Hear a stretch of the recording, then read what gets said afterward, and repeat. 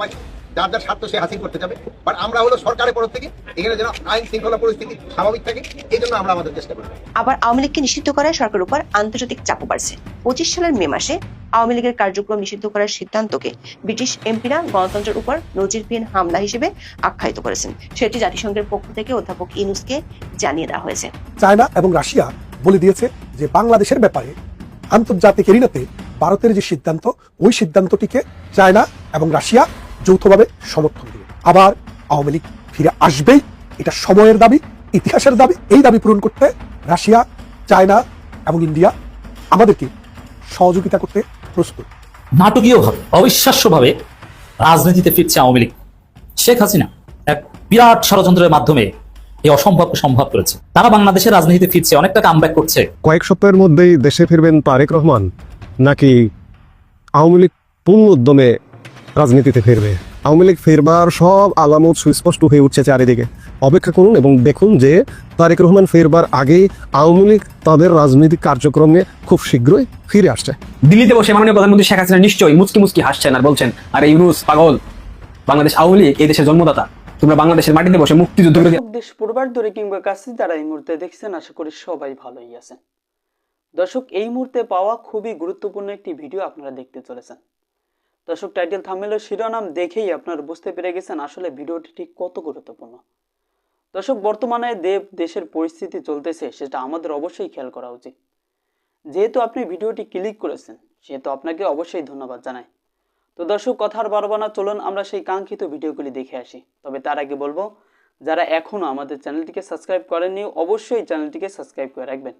আর যারা already subscribe করে রেখেছেন তাদেরকে অসংখ্য ধন্যবাদ। তো দর্শক, কথা আর বাড়াবো না, চলুন আমরা সেই ভিডিওটুকু দেখে আসি। এবং রাশিয়া বলে দিয়েছে যে বাংলাদেশের ব্যাপারে আন্তর্জাতিক এরিনাতে ভারতের যে সিদ্ধান্ত, ওই সিদ্ধান্তটিকে চায়না এবং রাশিয়া যৌথভাবে সমর্থন দিবে। তাহলে এখন পাশার দান তুলতে গেল। আমেরিকা যেই দালালদেরকে বসিয়েছে ক্ষমতায়, এই দালালরা কিন্তু এখন কাঁপতে শুরু করেছে। কাঁপতে কাঁপতে এমন অবস্থা, পারলে আগামীকালে চলে যায়। এখন এখানে আগামীকালে চলে তো যেতে পারবে না, ক্ষমতা তো কারো কাছে দিয়ে যেতে হবে। এই ক্ষমতাটি এখন কিভাবে দিবে? একটি নির্বাচনের মাধ্যমে দিবে। জামাত বলছে যে আমরা প্রপোর্শনেট রিপ্রেজেন্টেশন চাই, মানে পিআর পদ্ধতিতে আমরা ভোট চাই। এনসিপিও সেই কথাই বলছিল। তারপরে কুলা মার্কা নাকি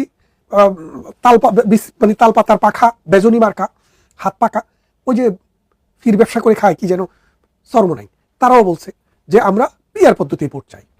এখন খেয়াল করে দেখেন, ডক্টর ইউনূস এখন বলছে পিআর টিআর বুঝি না, নির্বাচন হবে ফেব্রুয়ারির মধ্যেই, কে আসলো কে গেল আমি কিচ্ছু বুঝি না, নির্বাচন করে আমি চলে যেতে চাই।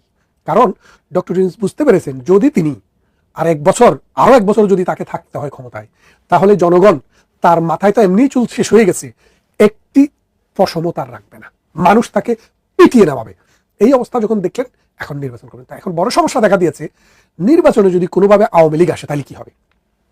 আপনারা জানেন, বাংলাদেশে যতগুলো জরিপ ডক্টর ইউনূস করিয়েছে, প্রকাশ্যে এবং অপ্রকাশ্যে, তার প্রত্যেকটি জরিপে তার সাথে যেসব লেজুর বাহিনী আছে, বিএনপি, জামাত এবং এনসিপি, সরমনাই এবং মৌলবাদী আরো যেসব শক্তি আছে, তাদের সবার সম্মিলিত শক্তি 38%, 32%, আর 68% তাদের সাথে নাই।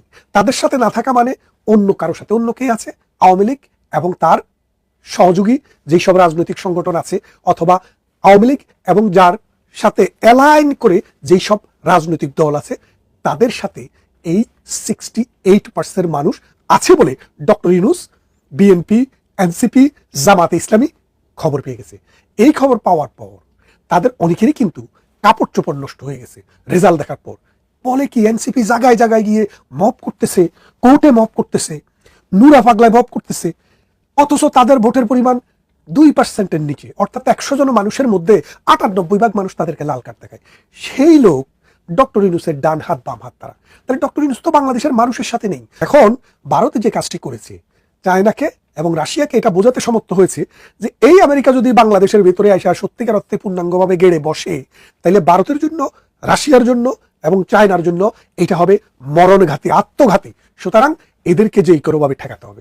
এখন ঠেকাতে গেলে দেখা গেল যে এই ইউনূসকে তাড়াতে হবে। এখন এই ইউনূস তাড়ানো প্রকল্পটি ওই নির্বাচনের মাধ্যমে এসছে, কিন্তু নির্বাচনটি আসলে হবে কিনা, সেনাবাহিনী ক্ষমতা নিয়ে নিবে কিনা, জামাতে ইসলামী এনার্কি শুরু করবে কিনা, এই বিষয়গুলা এখন সমাজে বহুল বিস্তৃত আলাপ আলোচনার একটি অংশ। আওয়ামী লীগকে তো নির্বাচন করতে দেবে না, কারণ তাদের নির্বাচনে কার্যক্রম নিষিদ্ধ করেছে। এই নিষিদ্ধ করাটা হচ্ছে তাদের পেটের ভেতরের কামড়, কারণ তারা জানে এই দেশের মানুষ অন্তত 50% উপরে শুধু এককভাবে আওয়ামী লীগকে ভোট দেবে। আজকে আপনি একটা ভোট করেন, আপনি যদি আমার কথাটি বিশ্বাস না করেন, আপনার চারপাশে যেসব মানুষ নিরীহ, যারা কোনো দলের পালা কুত্তা না, যারা মৌলবাদী চিন্তা চেতনার লোক না, যারা সন্ত্রাস, চাঁদাবাজ এবং নির্যাতন মবকারী না, এইরকম আপনি আপনার চারপাশে 20 থেকে 40টা মানুষের সাথে কথা বলেন যে ভাই এই তো দেশের অবস্থা, ভোট কাকে দিবেন? আওয়ামী লীগ, বিএনপি, জাতীয় পার্টি, জামাত যদি দাঁড়ায় কাকে ভোট দিবেন? আপনি নিশ্চিতভাবে জানবেন, বলবে যে না, বাংলাদেশ আওয়ামী লীগের অধীনেই ভালো ছিল এবং আমাদের জীবন ভালো ছিল। সুতরাং এই ভয়ে এখন জামাতের পেটেও ব্যথা, বিএনপির পেটেও ব্যথা এবং এনসিপির পেটেও ব্যথা, কারণ তারা বুঝতে পারছে বাংলাদেশে কোনোভাবেই তারা আওয়ামী লীগকে পরাজিত করে ক্ষমতায় আসতে পারবে না। তাই তারা আওয়ামী লীগকে নির্বাচনে দেখতে চায় না। কিন্তু একটি কথা মনে রাখেন, আওয়ামী লীগ বিহীন এই নির্বাচনের পর বাংলাদেশের অবস্থা, বাংলাদেশের সমাজে যে কলাপস হয়েছে, যে পছন্দ রয়েছে, যে ভাঙন হয়েছে, এই ভাঙন কেউ রোধ করতে পারবে না। টুডে অর টুমরো আবার আওয়ামী লীগ ফিরে আসবেই। এটা সময়ের দাবি, ইতিহাসের দাবি, আমাদের সংস্কৃতির দাবি, আমাদের মুক্তিযুদ্ধ এবং স্বাধীনতার দাবি। এই দাবি পূরণ করতে রাশিয়া, চায়না এবং ইন্ডিয়া আমাদেরকে সহযোগিতা করতে প্রস্তুত। তাই আওয়ামী লীগের নেতাকর্মীদেরকে এখন আস্তে আস্তে প্রস্তুতি নিতে হবে, তারা যেন এই বৃহৎ 3টি শক্তির সাথে কাঁধে কাঁধ মিলিয়ে কাজ করে আমেরিকার বাংলাদেশ বিরোধী কর্মকাণ্ড এবং মৌলবাদীদের উত্থান ঠেকানোর জন্য আস্তে আস্তে তৈরি হয়। বাংলাদেশের দাতা গোষ্ঠী বলে পরিচিত পশ্চিমা বেশ কয়েকটি দেশের রাষ্ট্রদূতের পক্ষ থেকে বিষয়টি নিয়ে সরকারের কাছে উদ্বেগ জানানো হয়েছে। রাজনৈতিক কৌশল হিসেবে সন্ত্রাসী কর্মকাণ্ডের অভিযোগ এনে আইন সংশোধন করে আওয়ামী লীগকে নিষিদ্ধ করা হলো, কিন্তু সরকারের মিত্ররা পুলিশের সামনে অন্য রাজনৈতিক দলের কার্যালয় জ্বালিয়ে দিচ্ছে, এমন পরিস্থিতিতে সরকার নীরব দর্শকের ভূমিকা পালন করেছে। এ নিয়ে দুটি দূতাবাসের পক্ষ থেকে সরকার উচ্চ মহলে 6 সেপ্টেম্বর ব্যাখ্যা জানতে চাওয়া হয়েছে। সূত্রগুলো বলছে, আগামী কয়েকদিনের মধ্যে এ বিষয়ে রাষ্ট্রদূতদের পক্ষ থেকে আনুষ্ঠানিকভাবে সরকারকে জানানো হবে। এর মধ্যে আওয়ামী লীগের উপর নিষেধাজ্ঞা এবং বাংলাদেশের সামগ্রিক রাজনৈতিক পরিস্থিতি নিয়ে আন্তর্জাতিক মহলের উদ্বেগ স্পষ্ট।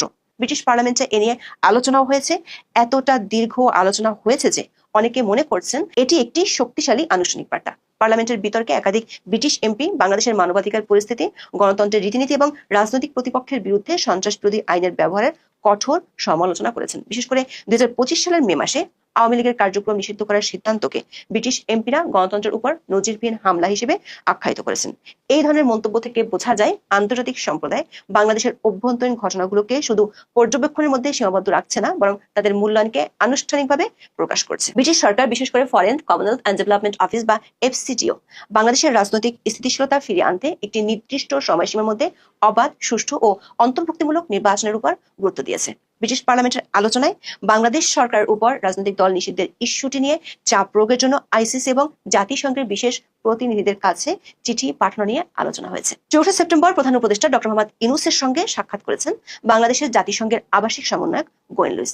সেই সাক্ষাতে দল নিষিদ্ধ করা, জাতীয় পার্টির উপর সরকার সমর্থকদের হামলা এবং বাংলাদেশের মানবাধিকার পরিস্থিতির চরম অবনতিতে আন্তর্জাতিক মহলের উদ্বেগ যে বাড়ছে, সেটি জাতিসংঘের পক্ষ থেকে অধ্যাপক ইউনূসকে জানিয়ে দেওয়া হয়েছে। যদিও সরকারের পক্ষ থেকে বিবৃতি দিয়ে দাবি করা হয়েছে গোয়েন লুইস বাংলাদেশের ফেব্রুয়ারি নির্বাচনের পক্ষে থাকার কথা বলেছেন, তবে বাংলাদেশের জাতিসংঘ দপ্তরের সূত্রগুলো বলছে সব দলের অংশগ্রহণে নির্বাচন না হলে সেটি আন্তর্জাতিকভাবে যে গ্রহণযোগ্য হবে না তা অধ্যাপক ইউনূসকে জানিয়ে দিয়েছেন তার ঘনিষ্ঠজন বলে পরিচিত গোয়েন লুইস। এর আগে জাতিসংঘের বিশেষ দূত টম অ্যান্ডারুজও অধ্যাপক ইউনূসকে একই বার্তা দিয়ে গেছেন।